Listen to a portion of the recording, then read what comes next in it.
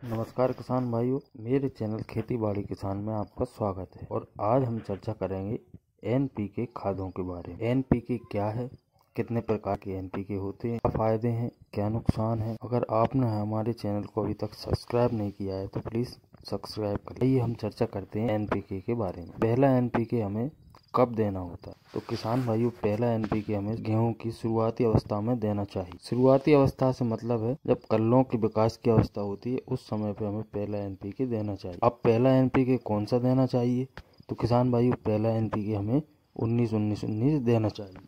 किसान भाइयों, 19-19-19 में 19% नाइट्रोजन, 19% फास्फोरस और 19% पोटेशियम पाया जाता है। बात करते हैं नाइट्रोजन की। नाइट्रोजन पौधे की वानस्पतिक विकास को सही ढंग से करवाता है। इसमें 19% जो फास्फोरस पाया जाता है, ये जड़ों के विकास में काफी मदद करता है। और मिट्टी में जो पोषक तत्व पाए जाते हैं, उन्हें पौधे को जल्दी से ग्रहण करवाने की क्षमता को प्रदान करता है।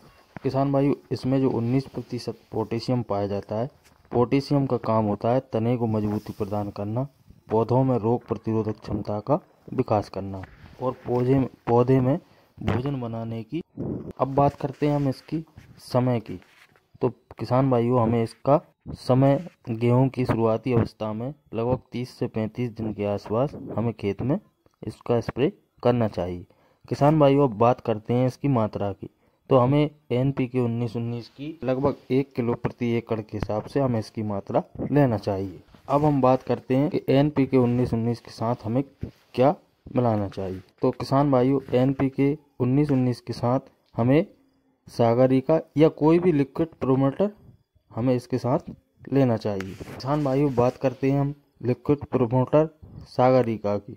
सागरिका की मात्रा हमें 250 से 500 ml प्रति एकड़ के हिसाब से लेना चाहिए। अब हम जानते हैं दूसरा एनपीके कौन सा और कब डालना चाहिए। तो किसान भाइयों, दूसरा एनपीके 05234, ये गेहूं की बालियां निकलने से पहले वाली जो अवस्था होती है, उसमें हमें इसको डालना चाहिए। किसान भाइयों, 05234 में 52% फास्फोरस होता है, 34% पोटेशियम होता है।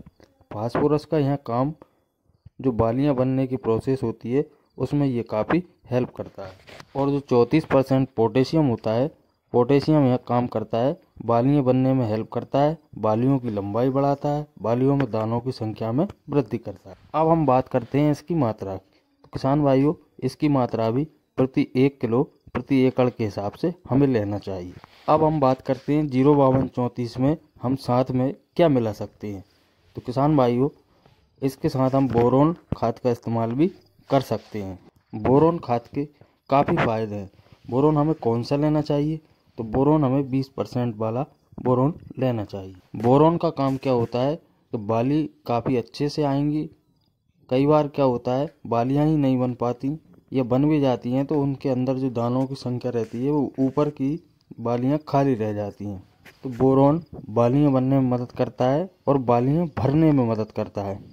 लेकिन किसान भाइयों, साथ में ध्यान रखना है, बोरोन की मात्रा हमें ज़्यादा नहीं लेना चाहिए। बोरोन की मात्रा लगभग 100 ग्राम प्रति एकड़ के हिसाब से हमें लेना चाहिए। अगर बोरोन की मात्रा ज़्यादा होती है तो किसान भाइयों, ये पत्तियों को जला भी सकती है।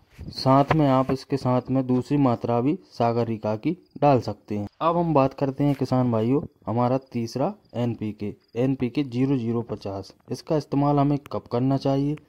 जब हमारे दाने भरने का समय होता है, उस समय पे हमें इसका इस्तेमाल करना चाहिए। इससे दानों का भराव सही तरीके से हो पाएगा, क्योंकि इसमें 50% पोटेशियम की मात्रा होती है, जिससे दानों का भराव सही से हो सके और उसका वजन आकार ठीक से बन सके। इसकी मात्रा भी किसान भाइयों हमें प्रति एकड़ 1 किलो के हिसाब से लेना चाहिए।